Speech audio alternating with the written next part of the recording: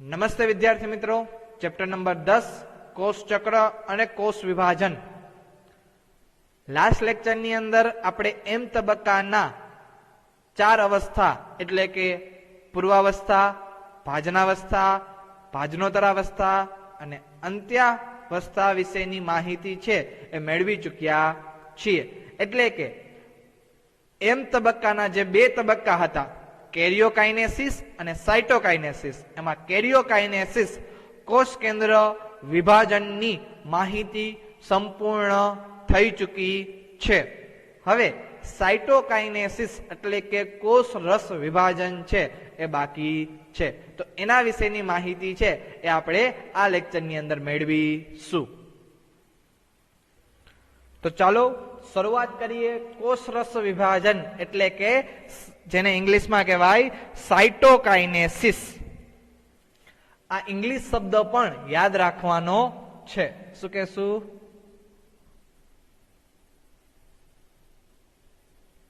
સાઇટોકાઇનેસિસ. કેરિયોકાઇનેસિસ complete, કોષ કેન્દ્ર વિભાજન કમ્પ્લીટ. તેની અંદર એમ તબક્કાની 4 અવસ્થાઓ આવે: પૂર્વાવસ્થા, ભાજનાવસ્થા, ભાજનોત્તરાવસ્થા અને અંત્યાવસ્થા. ત્યારબાદ કોષ રસ વિભાજન એટલે કે દ્વિગુણન પામેલ રંગસૂત્રોની બાળ કોષ કેન્દ્રમાં વહેંચણી થયા બાદ એટલે કે કેરિયોકાઇનેસિસ થયા બાદ, રાઈટ, પેલા રંગસૂત્ર છે એસ અવસ્થાની અંદર દ્વિગુણન પામે છે અને ત્યારબાદ એ ભાજનોત્તરાવસ્થાની અંદર 2 અલગ અલગ બાળકોષોની અંદર વહેંચણી પામે છે. એટલે કે કેરિયોકાઇનેસિસ છે કમ્પ્લીટ થાય છે. માત્ર આના દ્વારા જ સમભાજનની પ્રક્રિયા છે પૂર્ણ થતી નથી. એટલે કે ફક્ત ને ફક્ત કોષ કેન્દ્ર વિભાજન અથવા તો કેરિયોકાઇનેસિસ દ્વારા જ સમવિભાજનની પ્રક્રિયા છે પૂર્ણ થાય નહીં, રાઈટ. પરંતુ કોષ જે છે એ કોષ પોતાની જાતે જ કોષરસ વિભાજનથી એટલે કે કોષરસ વિભાજન કરવું પણ જરૂરી છે. તેના દ્વારા ઓળખાતી એટલે કે કોષરસ વિભાજનથી ઓળખાતી એક બીજી પ્રક્રિયા દ્વારા એ 2 બાળકોષોમાં વિભાજન પામે છે. એટલે કે કોષ કેન્દ્ર વિભાજન થયા બાદ કોષ રસ વિભાજન થાય તો જ 2 બાળકોષોનું છે એ વિભાજન થાય અને 2 બાળકોષોનું છે નિર્માણ થાય. અને ત્યારબાદ જ એટલે કે કોષ રસ વિભાજન બાદ સાઇટોકાઇનેસિસ બાદ જ કોષ વિભાજન છે પૂર્ણ થાય છે. જો કોષની અંદર કોષ કેન્દ્ર વિભાજન થાય અને કોષ રસ વિભાજન ન થાય તો 2 બાળકોષોનું છે એ નિર્માણ થતું નથી. તો જેટલું કોષ કેન્દ્ર વિભાજન જરૂરી છે તેટલું જ કોષ રસ વિભાજન એટલે કે સાઇટોકાઇનેસિસ છે જરૂરી છે. તો કોષ કેન્દ્ર વિભાજન પ્રાણી કોષ અને વનસ્પતિ કોષ બંનેની અંદર સમાન રીતે થાય છે. પરંતુ કોષ રસ વિભાજન એટલે કે સાઇટોકાઇનેસિસ છે એ પ્રાણી કોષ અને વનસ્પતિ કોષની અંદર બંનેની અંદર અલગ અલગ રીતે જોવા મળે છે. તો સૌથી પહેલા આપણે પ્રાણી કોષની અંદર કોષરસ વિભાજન જોશું, ત્યારબાદ વનસ્પતિ કોષની અંદર કોષરસ વિભાજન એટલે કે સાઇટોકાઇનેસિસ જોશું. રેડી? ઓકે. તો પ્રાણી કોષની અંદર વાત કરીએ તો પ્રાણી કોષમાં કોષરસ વિભાજન કોષરસ પટલમાં એક ઉપસંકોચન ખાંચ બને છે અને આ ઉપસંકોચન ખાંચ દ્વારા પ્રાણી કોષના કોષરસનું છે એ વિભાજન થાય છે. આ જે ઉપસંકોચન ખાંચ છે એ ખાંચ પરિઘથી કેન્દ્ર તરફ સતત ઊંડી બનતી જાય છે અને બંને તરફની જે ખાંચો જ્યારે કેન્દ્રના ભાગમાં એકબીજા સાથે જોડાઈ જાય છે ત્યારે પ્રાણી કોષનો કોષરસ 2 ભાગની અંદર વહેંચાઈ જાય છે અને કોષ રસ વિભાજન પૂર્ણ થતા 2 નવા બાળકોષોનું છે એ નિર્માણ થાય છે. સપોઝ એવું સમજો કે આ જે છે એ પ્રાણી કોષ છે.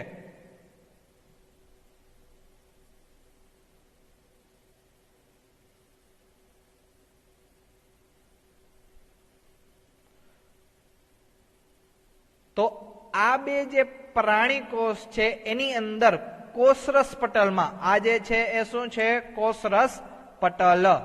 અંદરની બાજુ છે એ છે કોષ કેન્દ્ર. તો કે કોષરસ પટલમાં ઉપસંકોચન ખાંચ બને.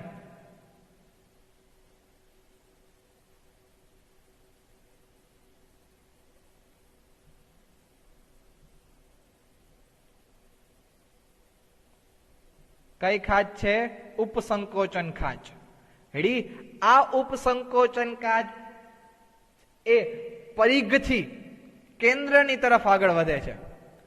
પરિઘ એટલે કે બહારની બાજુએથી, બહારની બાજુએથી પરિઘથી કેન્દ્ર તરફ છે એ કેન્દ્ર તરફ આગળ વધે છે અને ખાંચ છે એ સતત ઊંડી બનતી જાય છે. હવે બંને તરફથી જે સર્જાયેલી ખાંચ છે એ ખાંચ મધ્યમાં ભેગી થાય.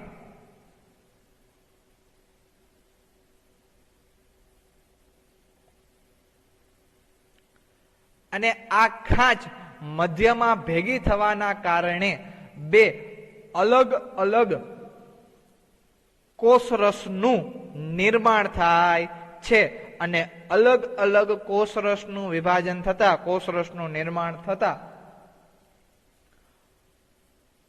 બે નવા બાળ કોષ કેન્દ્રો અથવા તો બે બાળ કોષોનું છે એ નિર્માણ થશે. રેડી?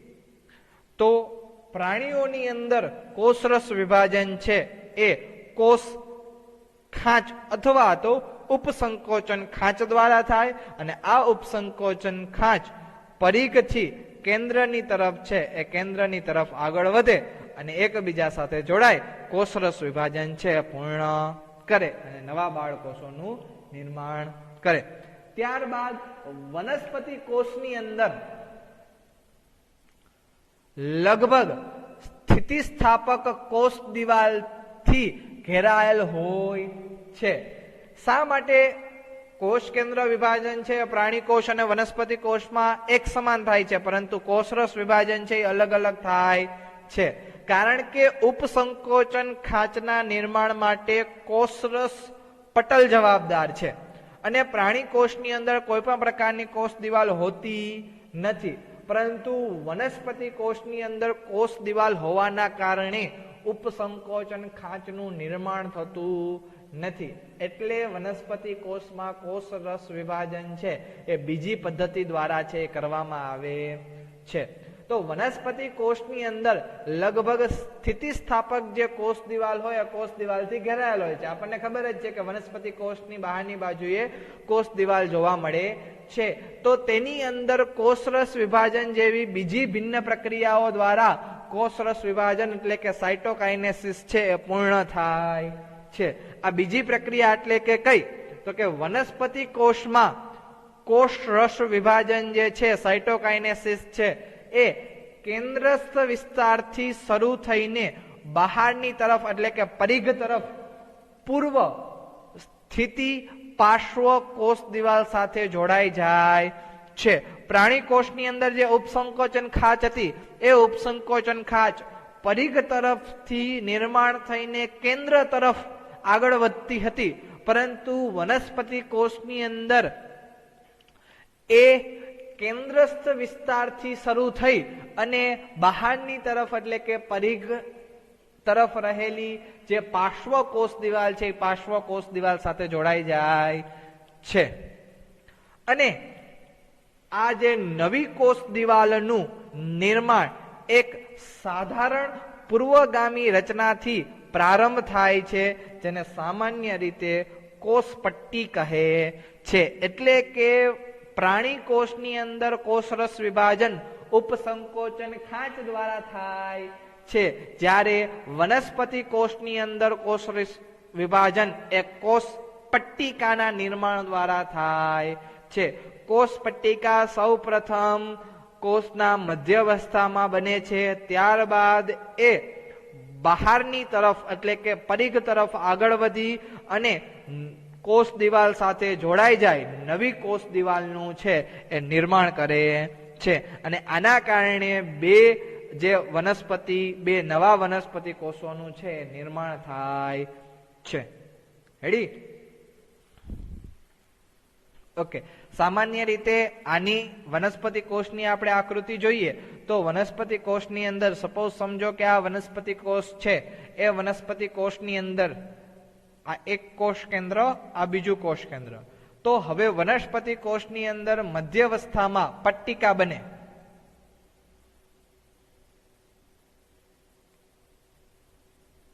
આ પટ્ટિકા છે એન્ડોપ્લાઝમિક રેટિક્યુલમ અને ગોલ્ગી પ્રસાધનના કારણે આ પટ્ટિકાનું છે નિર્માણ થાય છે. ધીમે ધીમે આ પટ્ટિકા કેન્દ્રથી બહારની તરફ છે, બહારની તરફ ગતિ કરે એટલે બહારની તરફ છે બનવા માંડે. અને એક સમય એવો આવે કે આ પટ્ટિકા જે છે એ બાહ્ય બાજુ રહેલી જે કોષ દિવાલ છે, સૌથી બહારની બાજુએ કોષ દિવાલ,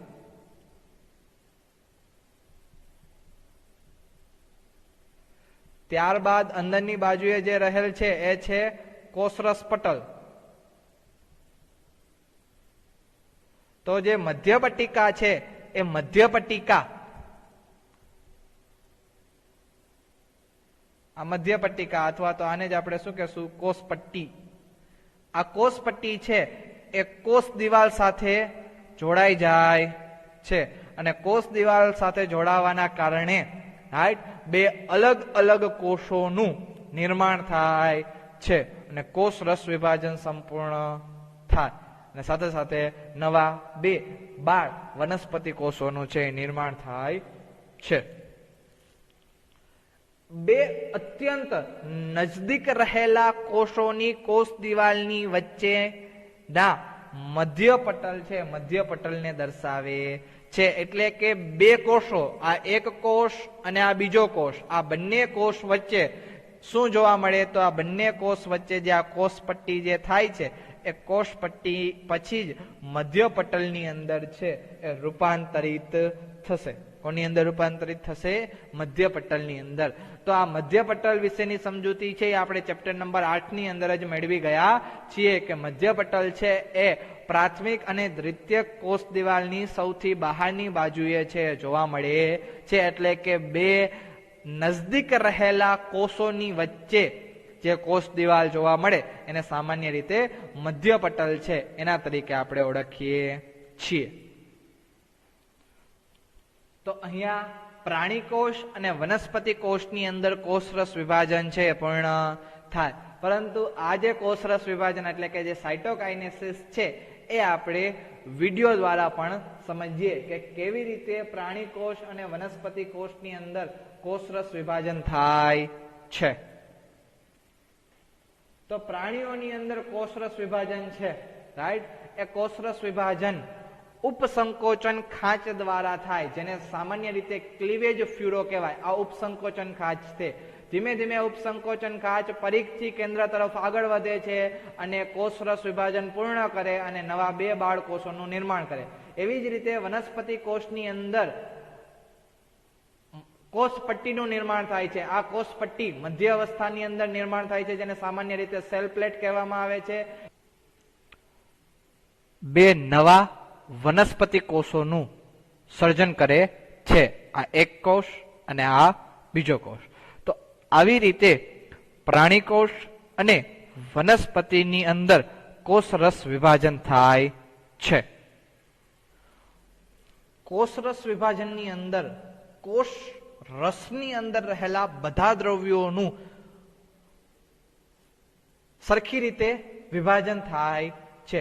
એટલે કે કોષરસ વિભાજન સમયે કોષની અંદર રહેલી કોષીય અંગિકાઓ જેવી કે કણાભસૂત્ર, રંજક કણ, ગોલ્ગી પ્રસાધન, એન્ડોપ્લાઝમિક રેટિક્યુલમ, તારાકેન્દ્ર, આ બંને બાળકોષોની અંદર સમાન રીતે વિતરણ થઈ જાય છે. એટલે કે કોષ દ્રવ્યોનું તો સરખી રીતે સમાન રીતે વિતરણ થાય છે, સાથે સાથે કોષીય અંગિકાઓનું પણ સમાન રીતે વિતરણ છે એ થઈ જાય છે. કેટલાક સજીવોમાં એવું પણ જોવા મળે છે કે કોષ કેન્દ્ર વિભાજન થયા પછી કોષરસ વિભાજન થતું નથી. એટલે કે એક કોષ કેન્દ્રમાંથી બે કોષ કેન્દ્રનું નિર્માણ થશે, કેરિયોકાઇનેસિસ કમ્પ્લીટ થશે, પરંતુ કોષરસ વિભાજન એટલે કે સાયટોકાઇનેસિસ છે એ થતું નથી. અને તેના પરિણામે એક જ કોષમાં બે અથવા તો બે કરતા વધુ કોષ કેન્દ્રોનું સર્જન થાય છે. અને એક કોષની અંદર એક કરતા વધુ એટલે કે બહુ કોષ કેન્દ્ર, બહુ એટલે કે વધુ, બહુ કોષ કેન્દ્ર ધરાવતા કોષોને સામાન્ય રીતે બહુ કોષ કેન્દ્રી કોષ તરીકે ઓળખવામાં આવે છે. અને આ બહુ કોષ કેન્દ્રી કોષ નું ઉદાહરણ છે નાળિયેરમાંના પ્રવાહી ભ્રૂણપોષ, એટલે કે જે નાળિયેરનું પાણી છે,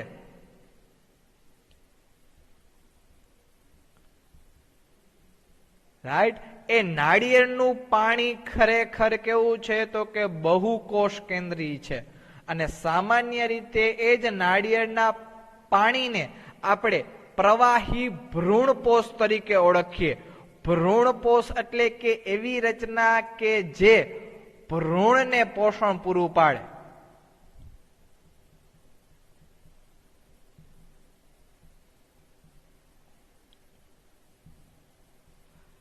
આ જે ભ્રૂણપોષ છે એ વનસ્પતિના, નાળિયેરની વનસ્પતિના ભ્રૂણ માટે છે, પરંતુ એ જ પ્રવાહી એટલે કે જે પાણીનો ઉપયોગ છે એ આપણે, બરાબર છે, એનર્જી સોર્સ તરીકે શક્તિ મેળવવા માટે એ નાળિયેરના પાણીનો ઉપયોગ કરીએ છીએ. અને એ જ નાળિયેરનું પાણી ખરેખર કેવું છે, બહુ કોષ કેન્દ્રી તરીકે ઓળખાય છે. તેના તરીકે ઓળખાય છે બહુ કોષ કેન્દ્રી. બહુ કોષ કેન્દ્રી એટલે કે જેની અંદર કેરિયોકાઇનેસિસ કમ્પ્લીટ થાય પરંતુ સાયટોકાઇનેસિસ કમ્પ્લીટ થતું નથી. એના કારણે એક કોષ કેન્દ્ર, કોષ એકમાંથી બે તો બન્યા, રાઈટ, બે માંથી ચાર બન્યા, પરંતુ કોષરસ વિભાજન થતું નથી. તો એ બધા કોષ કેન્દ્ર એક જ કોષની અંદર છે જોવા મળશે. અને આવા કોષને બહુ કોષ કેન્દ્રી કોષ તરીકે છે એ ઓળખવામાં આવે છે.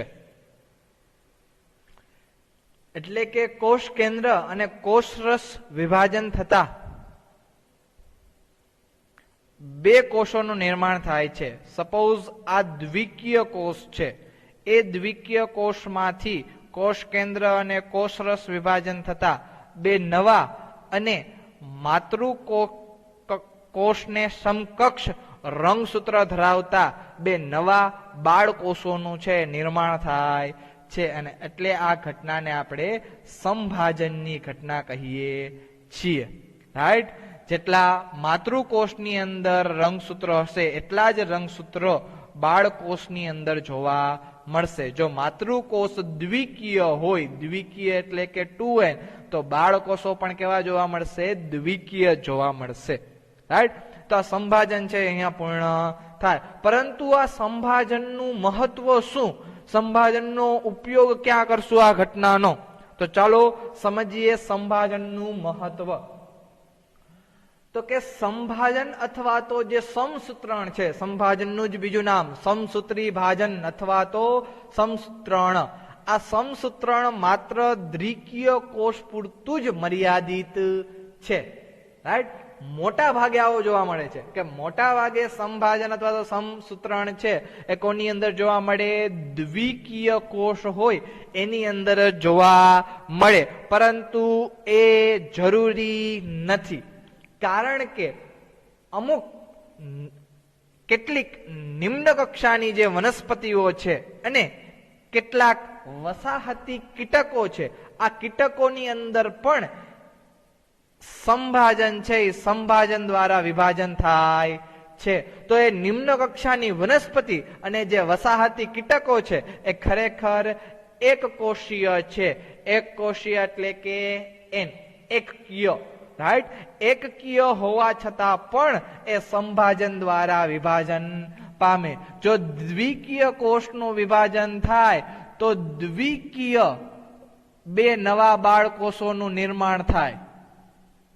પરંતુ જો એકકીય કોષ વિભાજન પામે સંભાજન દ્વારા તો એ એકકીય બાળકોષોનું છે એ નિર્માણ કરશે. રાઈટ, પરંતુ આ સંભાજનમાં સજીવના જીવનની અંદર એનું મહત્વ શું છે તે સમજવું ખૂબ જ આવશ્યક છે. તો સંભાજનનું સજીવના જીવનની અંદર મહત્વ સમજીએ. રાઈટ, તો સૌથી પહેલો પોઈન્ટ કે સંભાજન દ્વારા નિર્માણ પામેલા દ્વિકીય બાળકોષોમાં સમાન આનુવંશિક દ્રવ્ય હોય છે. એટલે કે જો માતૃકોષ દ્વિકીય હોય તો જે બાળકોષોનું નિર્માણ થાય એ બાળકોષોની અંદર પણ આનુવંશિક દ્રવ્ય કેવું જોવા મળશે? દ્વિકીય જોવા મળશે. અને બંને બાળકોષોની અંદર સમાન પ્રકારનું દ્રવ્ય હશે. આ બાળકોષોમાં પણ સમાન પ્રકારનું દ્રવ્ય હશે, અલગ અલગ દ્રવ્ય જોવા મળશે નહીં. બંનેની અંદર રંગસૂત્ર અને ડીએનએ ની જે માત્રા છે એ સરખી જ જોવા મળે છે. આ ઉપરાંત સંભાજન જે છે એ સંભાજનના કારણે બહુકોષી સજીવોની વૃદ્ધિ થઈ શકે છે.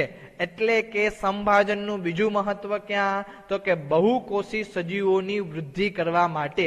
બહુકોષી સજીવો કોને કહેવાય? તો કે જેની અંદર એક કરતા વધારે કોષ હોય એને બહુકોષી સજીવો કહેવાય. આવું આપણે 8મા ચેપ્ટરની અંદર ભણ્યા હતા. એટલે કે એક કોષમાંથી 2, 2 માંથી 4, 4 માંથી 8, 8 માંથી 16, 16 માંથી 32 કોષની સંખ્યા વધારવા માટે, બહુકોષી સજીવની વૃદ્ધિ કરવા માટે શેની જરૂર પડે? સંભાજનની જરૂર પડે. કારણ કે સંભાજન જો થાય તો જ બધા કોષો છે એની અંદર સમાન પ્રકારના રંગસૂત્રો છે, રંગસૂત્રો જોવા મળે. રાઈટ, આ ઉપરાંત સંભાજન છે એ સંભાજન ક્યારે થાય? તો કે સંભાજન જ્યારે કોષીય વૃદ્ધિના પરિણામ સ્વરૂપે કોષ કેન્દ્ર અને કોષરસ વચ્ચેનું પ્રમાણ છે એ અસંતુલિત થઈ જાય છે. એટલે કે શરૂઆતમાં કોષ નાનો હશે, એ કોષ છે કોષ વૃદ્ધિ પામે, અને કોષ વૃદ્ધિ પામે તો કોષ રસ અને કોષ કેન્દ્ર આ બંને વચ્ચેનું જે એક સંતુલન હોય એ કેવું થઈ જાય? અસંતુલિત થઈ જાય. અને એટલા માટે એ જરૂરી છે કે કોષ કેન્દ્ર અને કોષ રસ વચ્ચે સંતુલન સ્થપાય. અને એટલા માટે જ એ કોષ જે છે, જે વૃદ્ધિ પામેલો કોષ હોય એ વિભાજન પામીને કોષ કેન્દ્ર અને કોષ રસના પ્રમાણને જાળવી રાખે છે. આ જે વૃદ્ધિ પામેલો કોષ છે એ વૃદ્ધિ પામેલો કોષ ફરીથી 2 ભાગની અંદર વિભાજિત થઈ જાય, જેના કારણે કોષ કેન્દ્ર અને કોષ રસનું જે પ્રમાણ છે એ પ્રમાણ જળવાઈ રહે છે. રાઈટ, તો હંમેશા જે વૃદ્ધિ પામેલો કોષ હોય એ જ સમવિભાજનની પ્રક્રિયામાં ભાગ લે છે. આ ઉપરાંત સમવિભાજનનું સૌથી મહત્વમાં મહત્વનો ફાળો સમારકામનો છે. સમારકામ એટલે કે શરીરની અંદર કોઈ પણ જગ્યાએથી જો કોષો મૃત પામે અથવા તો કોષો વિઘટન પામે અથવા તો કોષો વૃદ્ધ બને તો ત્યાં નવા કોષો ઉમેરવાનું કામ છે એ કોનું છે? તો કે સમવિભાજન પ્રક્રિયાઓનું છે. શરીરની અંદર કયા કયા સ્થળ ઉપર આ કોષ વિભાજન એટલે કે સમવિભાજન પ્રક્રિયાની પ્રક્રિયા થાય છે? તો સૌથી પહેલા અધિચ્છદનું સૌથી બહારનું પડ એટલે કે સામાન્ય રીતે આપણા ચામડીનું સ્તર,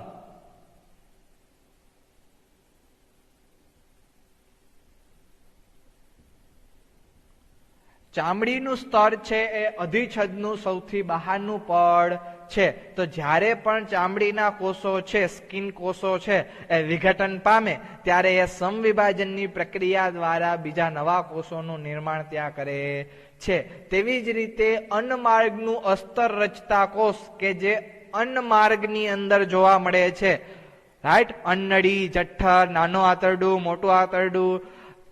આવું શા માટે થાય? કારણ કે જ્યારે ખોરાક અન્નમાર્ગની અંદર પસાર થાય ત્યારે ખોરાક અન્નમાર્ગના કોષો સાથે ઘસાય છે, જેના કારણે અન્નમાર્ગના કોષો મૃત પામે. તો એ મૃત પામતા જે અન્નમાર્ગના અસ્તરના કોષો છે એને કન્ટિન્યુઅસ સમારકામની છે જરૂર પડે, અને એના માટે સમવિભાજનની પ્રક્રિયા થાય છે. આ ઉપરાંત આપણને ખબર છે કે રુધિર કોષનું આયુષ્ય 120 દિવસનું છે.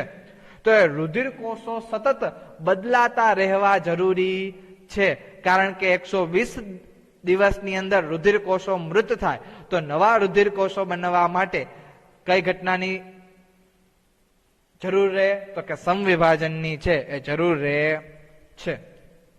આ ઉપરાંત અગ્રસ્થ અને પાર્શ્વસ્થ એધા જેવી વર્ધનશીલ પેશીઓ, આ અગ્રસ્થ અને પાર્શ્વસ્થ એધા જેવી વર્ધનશીલ પેશીઓ છે એ વનસ્પતિની અંદર જોવા મળશે. ક્યાં જોવા મળશે? વનસ્પતિની અંદર.